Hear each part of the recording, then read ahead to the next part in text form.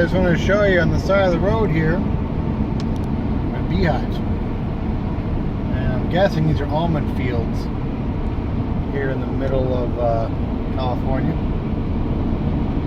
Those white structures are beehives, which the farmers pay beekeepers like me about $200 a pop to come and pollinate their fields.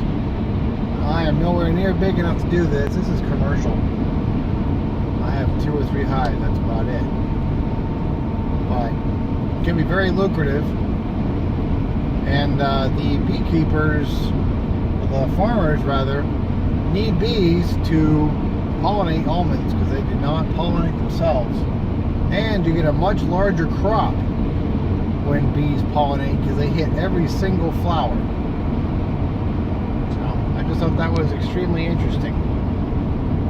And I thought I would share it with you. Sorry, my windshield's still very Alaskan. And here I am in the middle of California on July 31st, January 31st.